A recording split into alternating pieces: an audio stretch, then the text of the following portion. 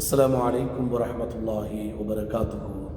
அன்பு உறவுகளே, சகோதரர்களே, நெஞ்சங்களே, அல்லாஹ் தஆலா குர்ஆனில் சொல்லக்கூடிய ஒரு வசனம், உஜீபு தஅவத தாஇ இதா தஆன். ஒரு மனிதர் என்னிடம் கையேந்தும் பொழுது நான் அவருக்கு அதனை நிறைவேற்றிக் கொடுக்கிறேன். அத்துஆ முஹல் இபாதா, பிரார்த்தனை இபாதத்துக்களே ஆக சிறந்தது என்று ஒரு ஒரு ஒரு ஒரு நபிமொழி வருகிறது.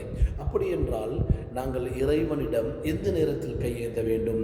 நான் துன்பத்தில் இருக்கிறேனா, நான் இன்பத்தில் இருக்கிறேனா, நான் கஷ்டத்தில் இருக்கிறேனா, நான் பிரச்சனைகள் இருக்கிறேனா, நான் நோயோடு இருக்கிறேனா, என் தேவையோடு இருக்கிறேனா, தேவை இல்லாமல் இருக்கிறேனா, எல்லா நேரங்களையும் அல்லாஹ்விடம் கையேந்தக்கூடியவர்களாக, கண்ணீர் வடிக்கக்கூடியவர்களாக, மன்றாடக்கூடியவர்களாக, கெஞ்சக்கூடியவர்களாக நாங்கள் இருக்க வேண்டும்.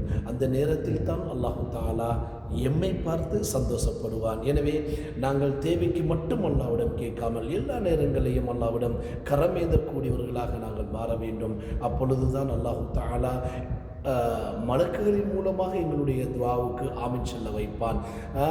அடிக்கடி இவர் கேட்கக்கூடிய இந்த பிரார்த்தனைக்கு மலக்குமார்கள் ஆமீன் சொல்லுவார்கள். எனவே நாங்கள் எல்லா நேரங்களையும் அல்லாஹ்விடம் கையேந்தக்கூடிய மனிதர்களாக மாற வேண்டும்.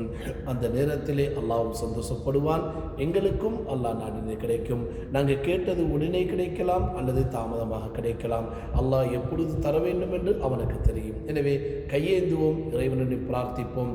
எங்களுடைய விஷயங்களை மனிதர்களிடம் நாங்கள் கூறுவதற்கு முன்னால், சமூகங்களின் பக்கம் போவதற்கு முன்னால் அல்லாஹ்விடம் கரமேந்துவோம். தலைவலியா அல்லாஹ்விடம் கேளுங்கள், நோயா அல்லாஹ்விடம் கேளுங்கள், பசியா அல்லாஹ்விடம் கேளுங்கள். இவ்வாறு எல்லா விஷயங்களையும் அல்லாஹ்விடம் கேட்டு போட்டு முயற்சி செய்வோம். அல்லாஹ் தஆலா அனைவருக்கும் நல்ல புரிவானாக. வல்லாஹு யுவஃபிகுனா வ யுவஃபிகுக்கும் லிமா யுஹிப்புஹு வ யர்தா. அல்லாஹும்ம ஆமீன். ஜஸாக்குமுல்லாஹ்.